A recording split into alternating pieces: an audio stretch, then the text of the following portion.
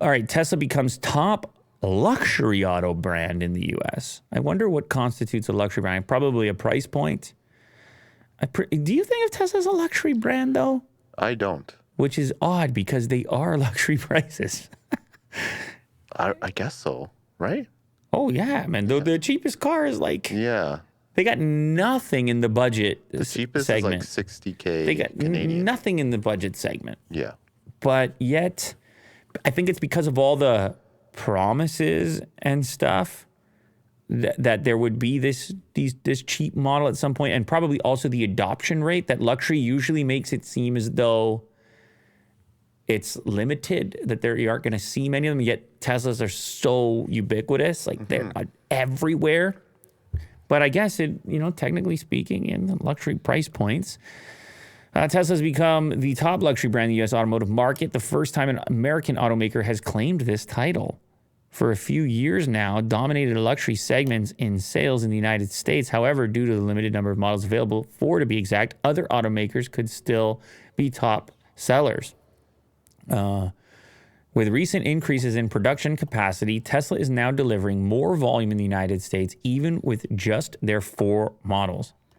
Tesla has taken the top luxury automotive position for the first time in the United States. And according to Automotive News, it's the first time in 25 years that the position has been held by an American automaker. So we have a nice little list here showcasing some of those other competitors in the luxury space. Tesla, almost 500,000 units, almost 500,000 cars. BMW, 330,000. Mercedes, 286. Lexus, 258. Audi, 186. These are thousands, by the way. Then it goes Cadillac at 134, Acura, 102,000, and Volvo, 102,000.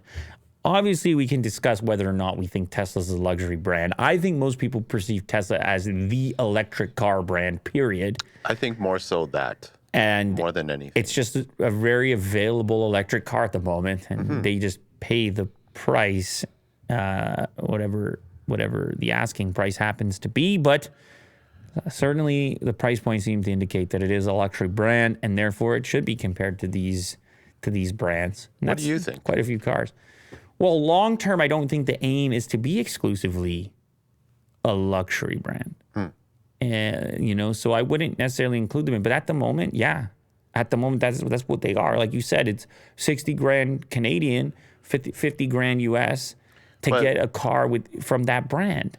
What about beyond the price? Like, do you think, like, just getting into your Plaid, does it feel like a luxury brand? It's certainly not the most luxurious car. Okay. No, and in a way, minimalism and minimalist things often don't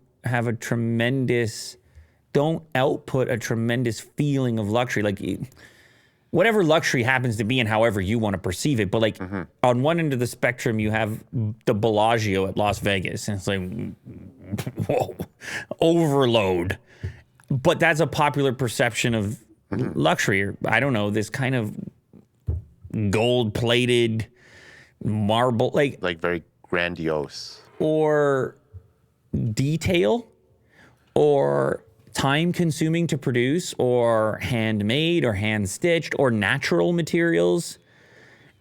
Inside the Tesla, it really seems that there's as few things as possible in there. And that is, in automotive, more towards the budget end of the spectrum. I'm not saying the materials aren't good enough. I'm just saying that there's a different agenda in there. And who knows, maybe minimalism or minimalist does become luxury. It might be possible. But for me, and this is just personal opinion, I have yet to run into a synthetic leather material that gives me the same impression as actual leather. As an example. Right. Now, that's totally not taking into consideration the full list of pros and cons for either of those materials. But there's a reason, I believe, why all these other brands have struggled to move beyond that particular material and into some of these synthetics that can simulate it really well.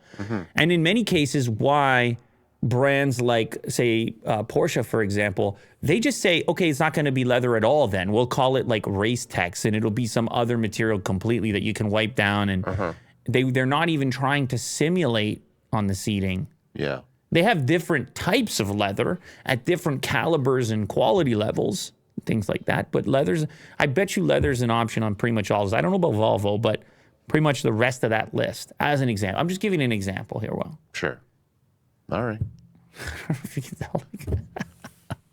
I compare everything to leather, man. Like, Yeah. have you ever touched a nice leather, dude? Well, it survives so many centuries. Leather. It almost like looks better. I'm sure there's people that are pissed off at this. They're like, okay, but leather, is a cow, man. But it is such an incredible material. It's such a versatile material, and it actually, in many cases, looks better the older it gets.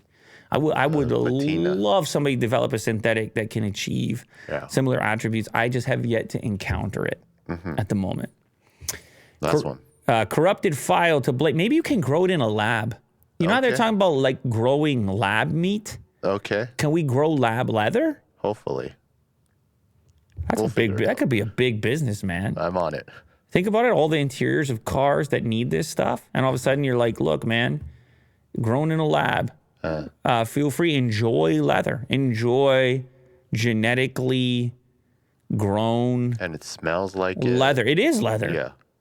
Can we do that well? Do we have time for that? Do we have time for this endeavor? I'll talk to my guys. Talk to your guys, man. All right.